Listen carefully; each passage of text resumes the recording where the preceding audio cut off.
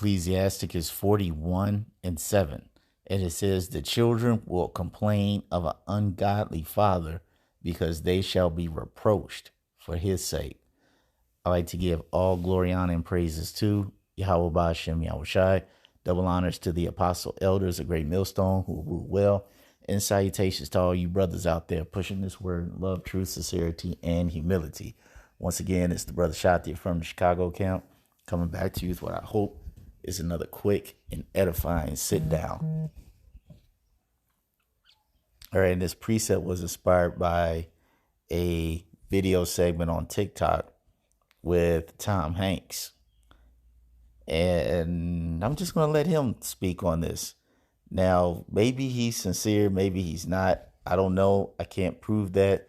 But I'm just taking this video at face value. So let's let this play and I'll get some more scripture. A 100-year-old survivor of the Tulsa Massacre. And my question was this: what's the Tulsa Massacre? You know, I was taught American history every 3 years growing up. 5th grade, 8th grade, what comes after 11th grade, and then I studied in junior college, and I've read it ever since for pleasure. How is it that it wasn't until 2 years ago that I heard about the Tulsa Massacre? How is that possible? I've heard about Custer's Little Bighorn. I heard about the Alamo. I heard about the Triangle Shirtwaist Fire. I heard about all kinds of disasters in which people died. But I had never heard about this thing that happened in 1921, only 3 years before my dad was born. In the same year that Donna Reed was born, we didn't hear about this thing that happened in which essentially one of the most successful black communities in America, Black Wall Street, in which everybody was not only burned out of their homes and their businesses, but then driven out of the city limits by an angry mob of, I'm sorry, white people. How is it that this was not taught to me? Because I tell you, at the age of 10, when I was in 5th grade, living in Oakland, California, that would have been a moment of enlightenment for me. That would have told me something very, very different about the city I lived in. Not just American history or the city of Tulsa. And it made me mad. It made me mad that somebody had somehow made an editorial process of what was appropriate for us to learn about our own American history. It made me angry that it took until I was, I'm 60, I'll be 66, just about 2 weeks after Juneteenth, I'll turn 66. And it took me 54 years in order to find this out. It's not right. It's not right, and it's doing a disservice to all of America in order to not point out some very, very simple, and dare I say it, facts that can be accepted. I don't want to overuse the word dispassionately, but it can be used dispassionately. That's what happened. Nobody alive today is guilty over of it. Nobody alive today is to blame for it, except perhaps the people who said, let's not talk about that. That's not right. We should be able to talk about all of these aspects, so they will teach us more of the fabulous story of our diverse history and understand where we all come from. I knew more about my Portuguese heritage than I did about being black and living in Tulsa in 1921. That's not right. It's not what an education should be, and it's not what the grand, I think, lesson of even something as basic as our Pledge of Allegiance should be, when we're going to dare to say the words, with liberty and justice for all. We didn't have a moment. That was not liberty and justice for all, and that's not right, and it made me mad. I read in New York. Like I said, I'm just taking it on face value that he's might be somewhat sincere or genuine about this, that he didn't know. Like I said, I can't prove it, but I'm just taking it on face value. And it's true,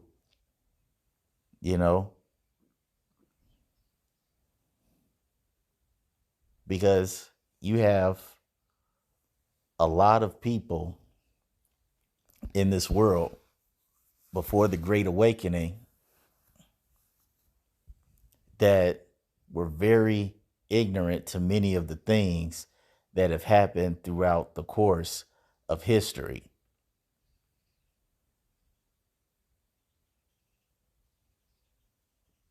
I mean, people knew about certain big events, but see, these events were known only because it was able to be written where it makes bad Uncle Esau look good.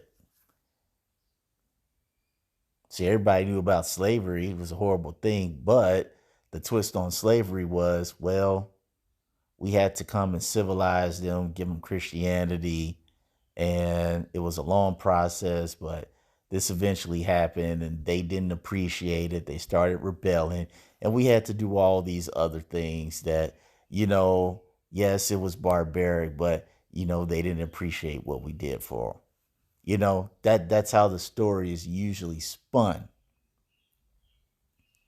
But see, when you, as he said, you hear about things like Black Wall Street, you can't twist that story. You can't twist uh, flooded villages.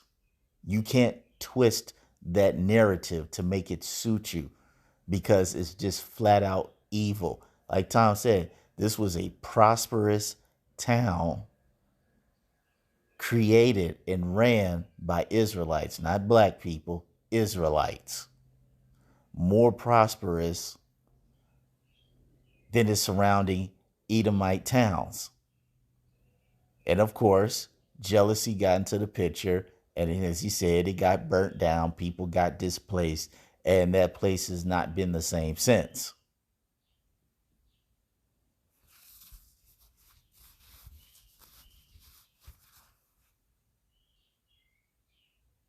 And see, this is the narrative that bad Uncle Esau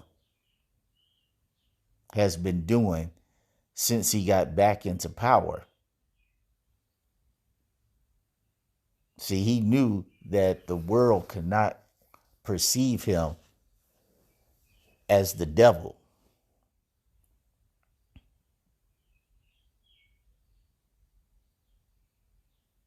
Because if people knew that he was the devil, he wouldn't be able to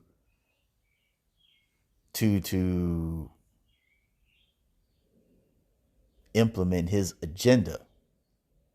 This is why when you go to Revelation, it says that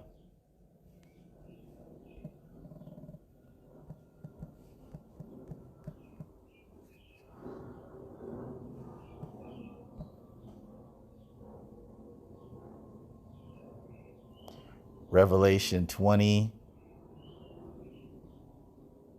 and I'm going to start at 1.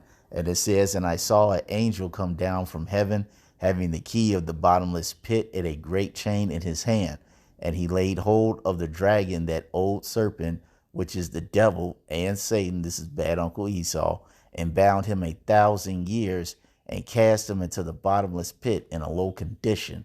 And it says it shut him up. It set a seal upon him, that he should deceive the nations no more, till the 1,000 years should be fulfilled. And after that, he must be loosed a little season to do what? Deceive the nations again.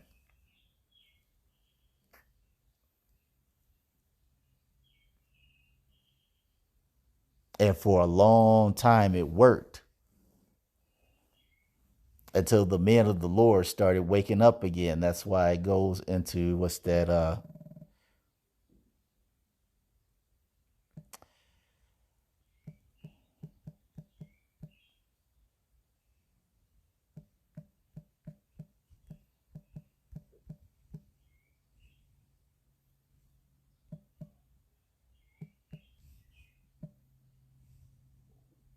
Hopefully, I can spell it the way they spell it in here. Yep. Second Thessalonians.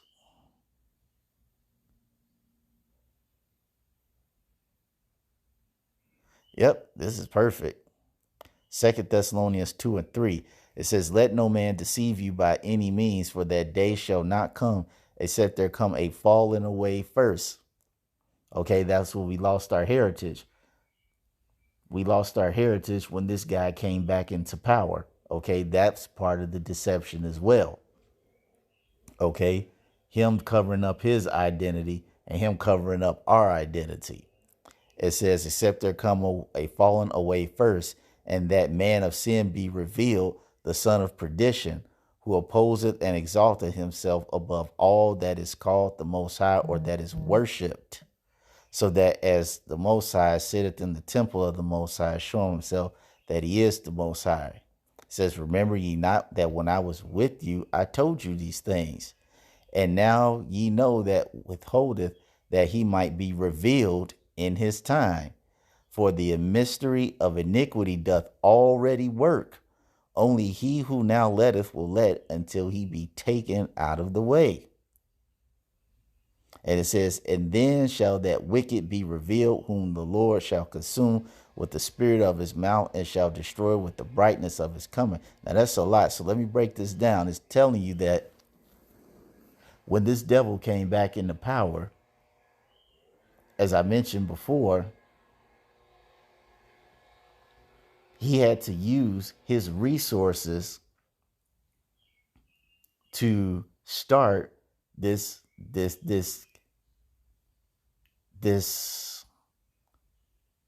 image campaign where he paints himself as the good guy and everybody else is the bad guy.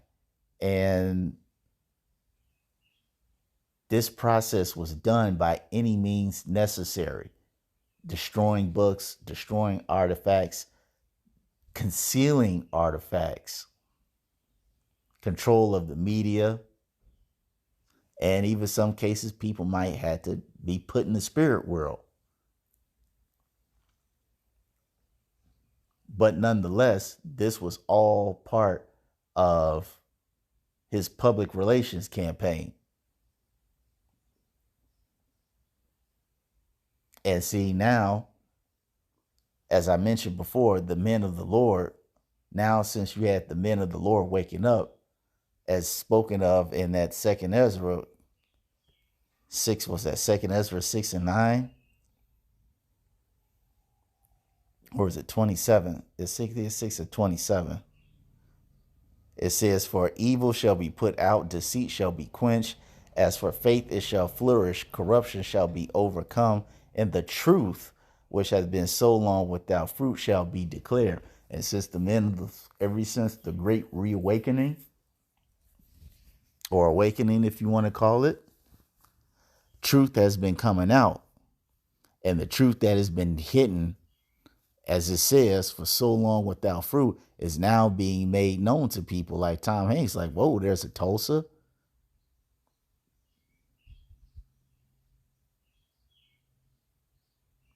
You mean that there's a black belt? Wow, there's flooded towns. There's sundown cities. There's draconian legislation. Prison for profit. Whoa. What's all this stuff about? See, these Pookie and Miguel and Littlefoot, these are the Israelites? Oh, man. See, people are starting to find out about these things. And like Tom Hanks said, he's mad. And that's why I got that scripture where the children are complaining of an ungodly father, because now they know that their whole history has been a lie and that they've believed a lie and supported a lie.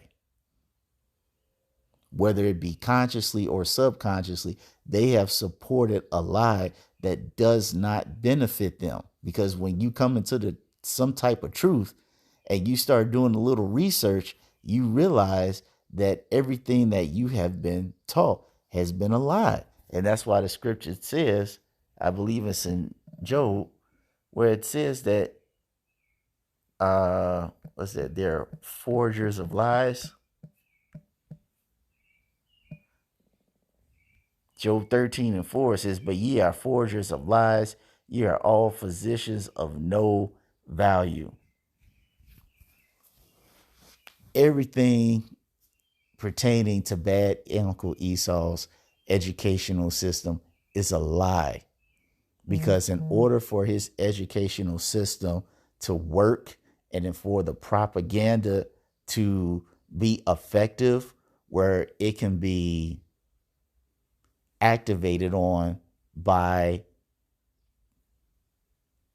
his nation of people on a mass level, he has to propagate the lie to make them be like they're somebody when they're really not.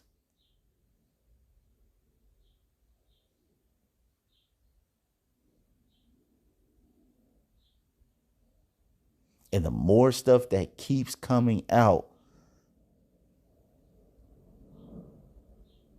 the more that they are despised. Now the truth has come out about economic hitman, AIDS, the pink elephant rainbow crew agenda that's going across the islands and in Africa and these other places. Okay? Little children trafficking, adrenochrome. Right? All these things are coming out about this guy. They're just like, dude, man, the Esau's people are just like, damn, folks been saying that we the devil and we didn't believe it, but now we're looking at all these, we're going back and researching this stuff that we thought these guys on the street was talking about was crazy. Come to find out, they ain't the crazy ones. We the crazy ones.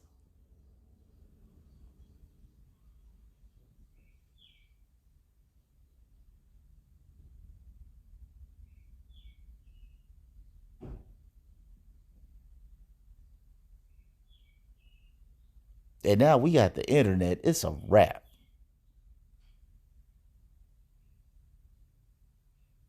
There is nothing that this guy can do that eventually it's not going to be found out.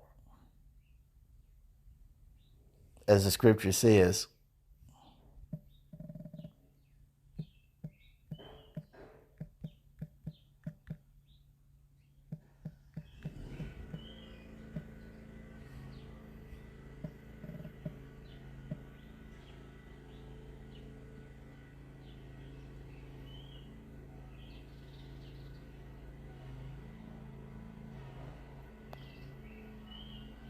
Isaiah 29:15, it says, woe to them that seek deep to hide their counsel from Yahweh, and their works are in the dark, and they say, who seeth us, and who knoweth us? It says, surely your turning of things upside down shall be esteemed as the potter's clay, for shall the work say of him that made it, he made me not? Or shall the thing framed say of him that framed it, he have no understanding? All right, meaning destruction and misery to people who think that they're getting away with propagating lies for hundreds of years.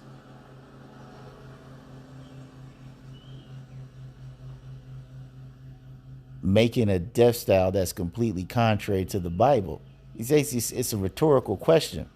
I mean, like, the Lord is going to find you out. Because it says that, and I could probably end it on this.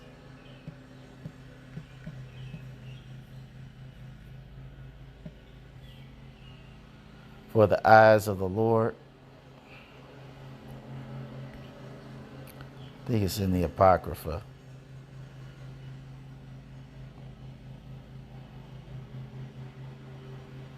Ecclesiastes 23:19, it says, such a man only feareth the eyes of men, and knoweth not that the eyes of Yahweh are 10,000 times brighter than the sun, beholding all the ways of men, and considering the most secret parts, that secret counsel. And the greatest secret counsel offense that this devil has done is covering up the identity and history of the Israelites, you so-called blacks, Latinos, and Native Americans, from our identity, the name of the Lord, okay, that we were the people ruling in the dark ages, the fact that we built successful towns like Black Wall Street, Rosewood, I think it's what's that Elaine, Arkansas, something like that. The fact that many of the luxuries that people enjoy today were invented by Israelites. Yeah. All this info's coming out now. And bad Uncle Esau, he's just feeling ashamed. And he should feel ashamed.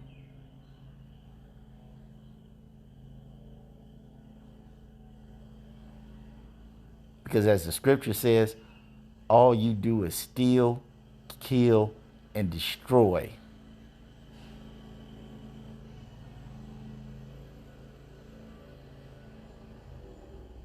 And when you had control over the information, this was something that could be debated on many levels, but now it cannot.